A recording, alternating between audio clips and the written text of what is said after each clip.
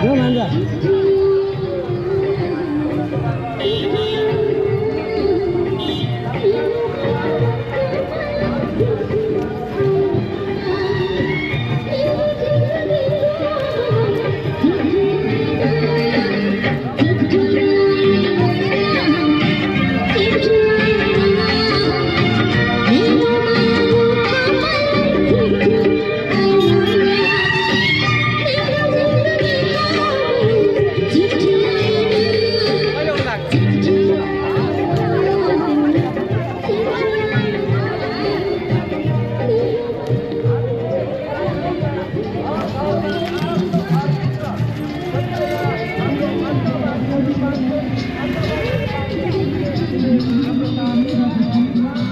Anda itu harga.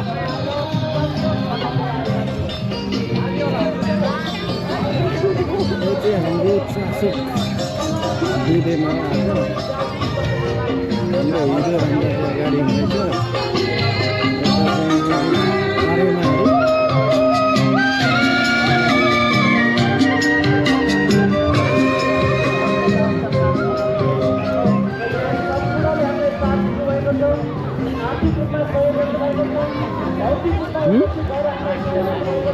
के अरे marks क्या मार्क्स अनि त दिनको धुलोले केही हुँदैन कि मास्क लगायो भने तिम्रो अनुहारै देख्दैन मान्छेले के गर्नु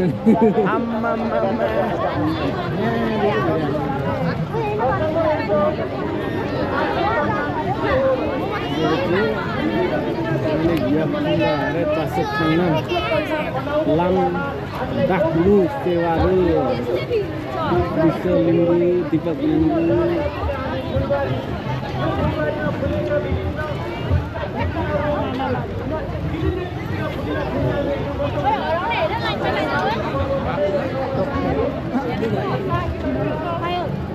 मार्क्स त लाउनु पर्छ हौ भन्छ यस्तो फुर्लुङ नलाउने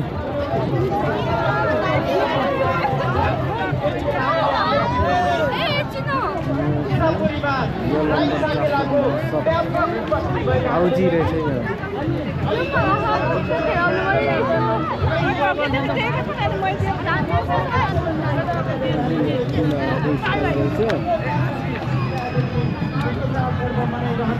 अब लिम्बू समुदायले पनि आफ्नो चाडपर्व त मनाउनु पर्छ भनेर हामीले सही सरसल्लाह गऱ्यौँ र त्यही सरसल्लाह अनुसार हामी आज यो अवस्थासम्म आइपुगेका छौँ र अहिलेसम्म आइपुग्दा हामीले देखेका छौँ हाम्रा लिम्बू छोराछोरीहरू विशेष गरेर हाम्रो बुवा आमा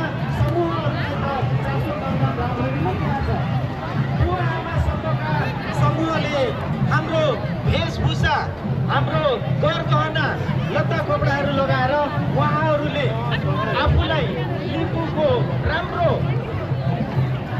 उदाहरण दिइसक्नु भएको थियो तर आउँदो पिँढीहरू मसिना केटाकेटीहरूमा वास्तवमा हामी लिम्बू हौ तर हामी लिम्बूको चाडपर्व के हो भन्ने कुरा ती साना बालबालिकादेखि युवा समूहलाई थाहा भइ नरहेको अवस्था थियो त्यसो भएको हुनाले पनि जब हामीले चासो तन्ना मनाउन सुरु गर्यौँ यो चासो तन्ना मनाउन सुरु गरेपछि अब हामी हाम्रो चाडबाड चासो तन्नामा मात्रै नभएर अन्य चाडहरूमा अन्य बेलाहरूमा पनि हाम्रो लिम्बू समुदायका बालबच्चाहरूले हाम्रो पहिरनको यो छुट्टै किसिमको रहेछ हाम्रो गरगहना पनि एउटा भिन्न किसिमको रहेछ भनेर उहाँहरूले महसुस गरिसक्नु भएको छ र अहिले उहाँहरूले अब हाम्रो नेक्ली हाम्रो दागा लगाएर चाहिँ बाहिर हामीले देखिरहेका छौँ आजको चाडमा त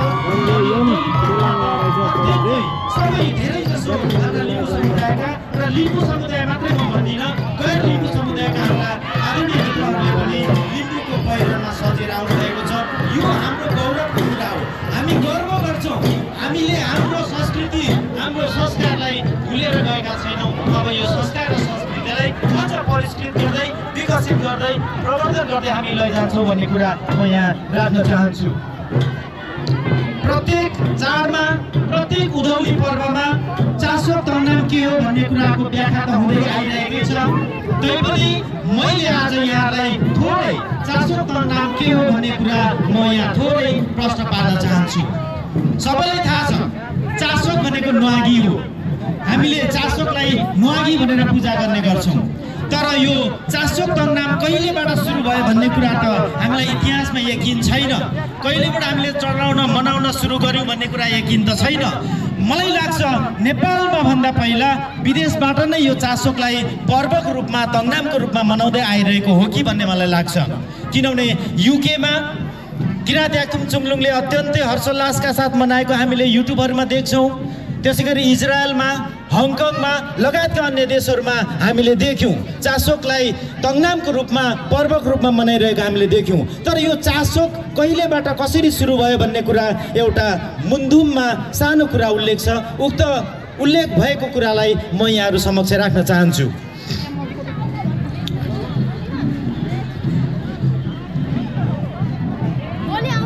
जति बेला जब मानव सृष्टि सुरु भएको थियो त्यस बेला मानव सृष्टिको सुरुको अवस्थामा मानव जातिले कुनै पनि चिजलाई पकाएर खान जानेको थिएन।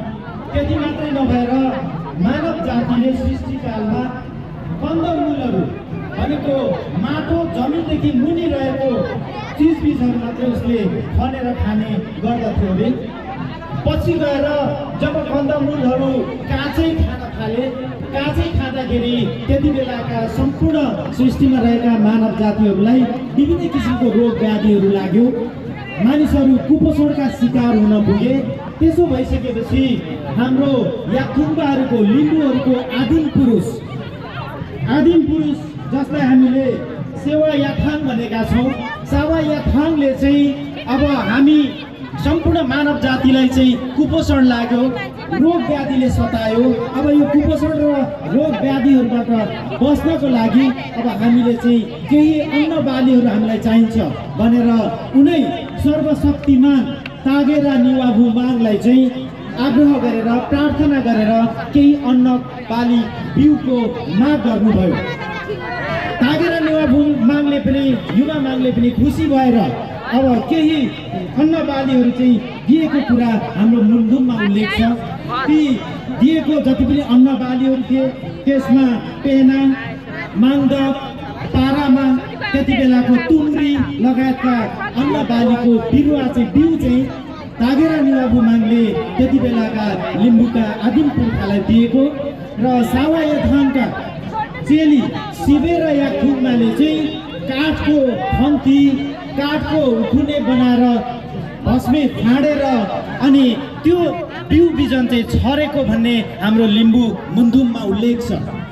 त्यसपछि हाम्रो चेलीले जब बिउ रोप्नुभयो, बिउ रोपिसके पछाडि त्यसबाट फल पाक्यो। फल पाकिसकेपछि अब हामीले तागेरा निवाबु माङले दिनुभएको अन्न, त्यो बिउ त्यसबाट फलेको अन्न चाहिँ हामीले त्यसै खायौँ भने हामीलाई केही अनिष्ट हुन सक्छ, नराम्रो हुन सक्छ। त्यसै भएका कारणले गर्दा अब यो अन्न बाली चाहिँ सबैभन्दा पहिला उनै युवा माङलाई, उनै तागेरा निवाबु माङलाई चाहिँ चढाउनु पर्छ, उहाँहरूलाई खुसी बनाउनु पर्छ। उहाँलाई खुसी बनाइसकेपछि मात्रै अनि हामीले खानुपर्छ भन्ने कुराको ज्ञान आएपछि त्यस बेलादेखि उहाँहरूले अब निवाबु माङलाई अथवा युवा माङलाई चाहिँ त्यो नयाँ पाकेको अन्न चढाउनु भयो।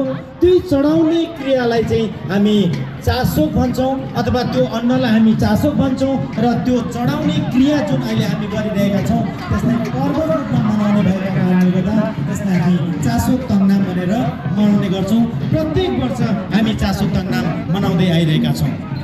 अब यति बेला मङ्सिर पूर्णिमाको दिन खास गरेर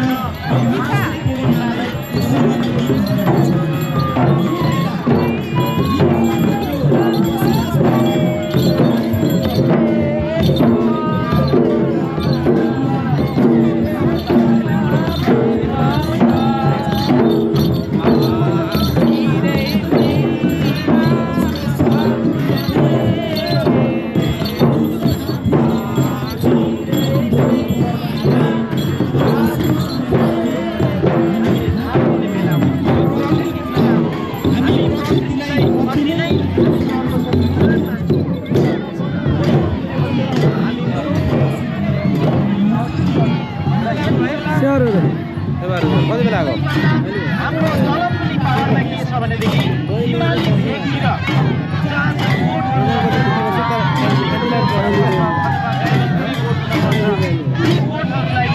पनि हिउँ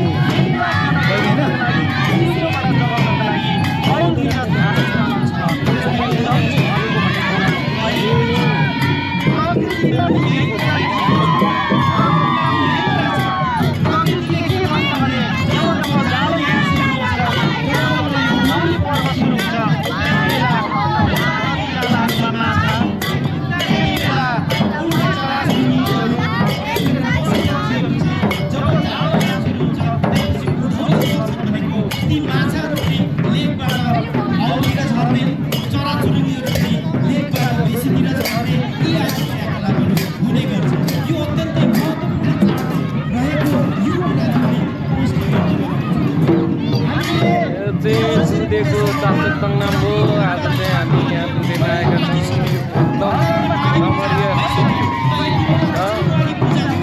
जातुलाहरू चाहिँ सबै राई लिम्बूहरू भेला भएका छन्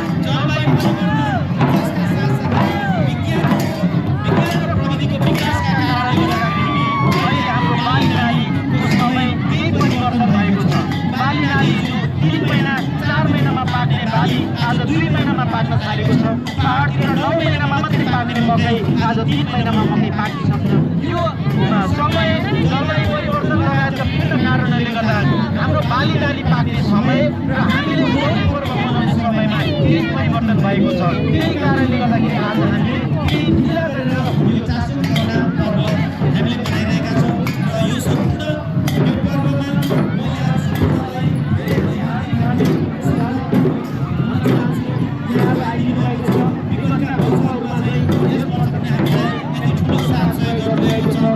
सम्पूर्ण सम्पूर्णलाई म धन्यवाद दिँदै र पुनः अन्तिममा यहाँ सम्पूर्णलाई यो कार्यक्रममा स्वागत भन्दै म आफ्नो बधाई दिन चाहन्छु।